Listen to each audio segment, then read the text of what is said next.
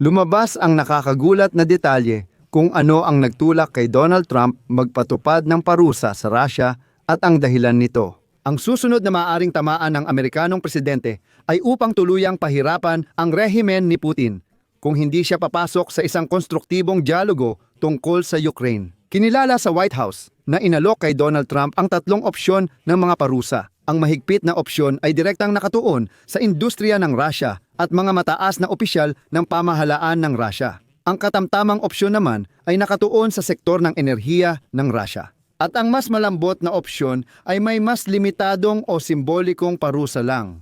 Pinili ni Trump ang katamtamang opsyon at idinagdag na handa siyang magpatupad ng mahigpit na mga parusa, ngunit maghihintay muna siya sa ngayon. At inamin din sa White House na ang pag-atake ni Putin sa isang kindergarten sa Kharkiv ang naging dahilan kung bakit nagbago ng isip si Trump at sa wakas ay nagpatupad ng mga parusa laban sa mga Ruso. Kahit para kay Trump, napakawalang hiya ng ginawa ni Putin nang tamaan ng kanyang mga missile ang isang kindergarten sa Kharkiv.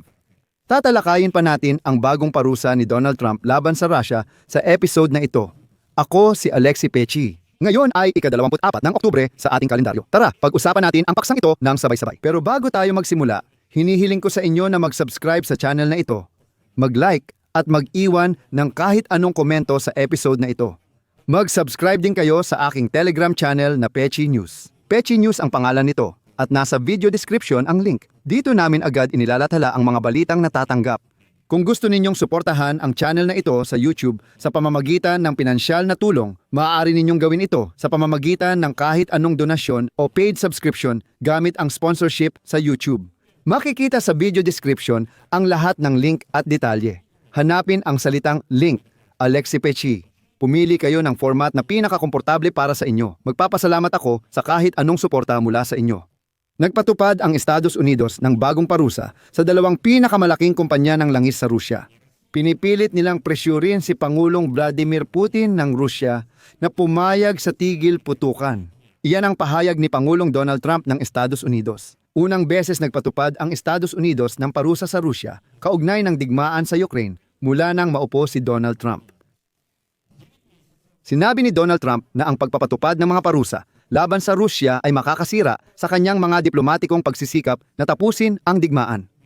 Lahat ng kanyang mga tauhan ay nagsabi na hindi dapat magpatupad ng mga parusa laban sa Rusya dahil paano raw sila makikipag-usap sa mga Ruso kung ganoon.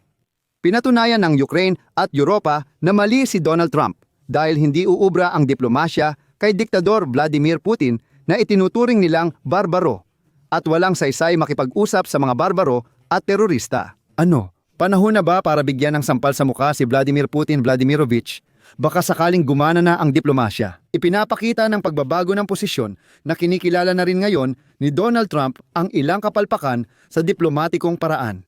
Ipinatupad ang bagong parusa matapos kanselahin ni Donald Trump ang pagpupulong kay Vladimir Putin. Ipinapakita nito ang labis niyang pagkadismaya kay Pangulong Vladimir Putin. Ayon sa isang opisyal ng Amerika, tumaas ang pagkadismaya ni Donald Trump sa Russia matapos ang pag-uusap sa telepono ni nakalihim ng Estado ng Amerika, Mark Rubio, at Ministro ng Ugnayang Panlabas ng Russia, Sergey Lavrov, noong Lunes. Ayon sa opisyal ng Amerika, natapos ang pag-uusap sa telepono nang walang resulta at nagdulot ito ng konklusyon na ang mga Ruso ay wala sa tamang posisyon o kalagayan upang makamit ang kasunduan sa pagtigil ng digmaan. Dahil dito walang silbi ang pagpupulong ni Donald Trump at Vladimir Putin. Dahil dito, nagdesisyon si Donald Trump na magpatupad ng bagong parusa laban sa Rusya. At ngayon, inihayag ng kagawaran ng pananalapi ng Estados Unidos noong Huwebes ang pagpapatupad ng karagdagang mga parusa laban sa kumpanyang langis na Rosneft at OAO Lukoil. Ang dalawang kumpanya ay dalubhasa sa eksplorasyon, pagmimina, produksyon, pagpoproseso, transportasyon at pagbebenta ng langis, likas na gas at mga produktong petrolyo sa Rusya at sa ibang bansa. Nagpatupad din ng parusa ang kagawaran ng pananalapi ng Estados Unidos sa ilang subsidyary ng parehong kumpanya. Ipapapirmi ang lahat ng ari-arian at interes ng mga kumpanya o individual na ito sa Estados Unidos at hindi papayagan ang sinuman doon na makipagnegosyo sa kanila. Pero may nakatagong epekto rin ang ganitong mga parusa dahil may mga pangalawang tama rin ito. Dahil dito, ang China at India ay biglang nagbawas ng pagbili ng langis mula sa Rusya. Kaya, para maintindihan talaga ano ba ang dapat gawin pagkatapos nito. Dahil napakadelikado talagang makipagtrabaho sa mga kumpanyang may parusa mula sa Estados Unidos. Alam mo, baka pati ikaw ay madamay kahit walang sekundaryang parusa. Nauuna na ang mga Tsino at Indiano. Idedetalye ko ito sa susunod na episode. Sabi ni Trump at ikako, matagal ko itong hinintay. Malubha ang mga parusa. Sana ay matapos na agad ang digmaan. Gusto naming tumigil sila sa linya at umuwi na lang sa kanilang mga tahanan.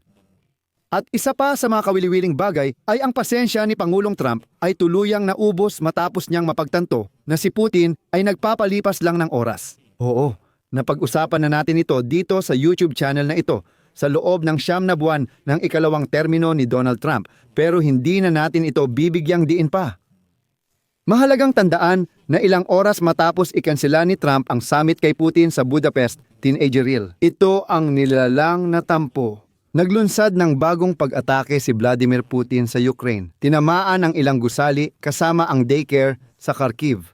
Hindi direktang nagkomento si Trump tungkol sa mga pag-atake. Ngunit ayon sa mga kinatawan ng administrasyon, labis siyang nabahala sa ganitong uri ng agresyon. Kahit sa mga pagkakataon na sa tingin niya ay nakamit niya ang panibagong progreso kay Putin. Ayon sa White House, ito na ang huling patak kaya inutusan ni Trump na magpatupad ng parusa. Interesante. Dahil ang mga pakete ng parusa ay nadisenyo at handa ng ipatupad sa loob ng ilang buwan.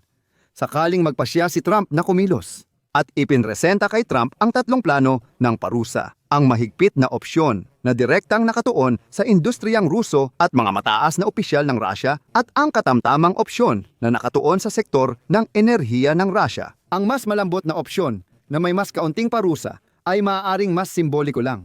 Pinili ni Trump ang katamtamang opsyon at tinarget ang sektor ng enerhiya. Kasabay nito, syempre, may iba pang mga paraan si Trump para dagdagan ang presyon kay Putin, pero hindi pa niya ito ginagamit. Kasama rito, halimbawa, ang pagpapadala ng mga long-range na cruise missile na Tomahawk sa Ukraine. Pagpapataw ng mga bagong sekundaryang parusa laban sa anumang kumpanya na nakikipagnegosyo sa mga Russian oil giants na nasa ilalim ng parusa o pagpapatupad ng mga bagong parusa laban sa shadow fleet ng mga illegal na Russian oil tanker para palakasin ang mga parusang na ipatupad na ng European Union at United Kingdom. Malinaw na iniiwan ni Trump ang ilang mga tanong na bukas dahil gusto pa rin niyang makipagkasundo kay Putin. Naniniwala pa rin siya sa diplomasya. Ngunit ipinapakita rin nito na may alas pa si Trump laban kay Putin kung hindi ito magpapakalma. Ayon sa mga kinatawan ng administrasyon ng United States President, maaaring lubos na baguhin ng pinakahuling parusa sa Rosneft at Lukoil ang sitwasyon sa ekonomiya. Isinasaalang-alang ang paghina ng ekonomiya ng Russia sa digmaan na umaasa lang sa langis at gas. Hindi pa rin sinasabi ni Trump kung magpapatupad siya ng dagdag na parusa ng United States laban sa Russia para palakasin ang presyon kay Putin tungo sa kasunduang pangkapayapaan. Hindi pa malinaw, pero biglang nagbawas ng pagbili ng langis mula Russia ang China at India dahil natatakot sila na ang susunod na hakbang ay maaaring maging sekundaryang mga parusa laban sa lahat ng kumpanya sa buong mundo na sa anumang paraan ay nakikipagtulungan sa Rosneft at Lukoil. Ngayon, ang tanong ay kung nasasaksihan ba natin ngayon ang isang fundamental na pagbabago sa estratehiya ni Trump o ito ay pansamantalang hakbang lamang na layuning ipakita ang hindi kasiyahan sa ganap na kawalan ng kooperasyon mula sa panig ng Russia sa larangan ng diplomasya. Ibig sabihin ba nito na sinusubukan lang ni Trump na ipakita na hindi siya nasisiyahan? O may iba pa? Nagdesisyon siyang huwag makipag-usap kay Putin at binago ang kanyang estratehiya. Ito ang dapat nating bantayan sa mga susunod na linggo. Dito ako maglalagay ng tutuldok. Ilagay ang opinyon at conclusion sa comments sa episode na ito. Mag-subscribe, pindutin ang kampanilya at mag-like. Yan lang, ingatan ninyo ang inyong sarili. Paalam sa lahat. Karugtong.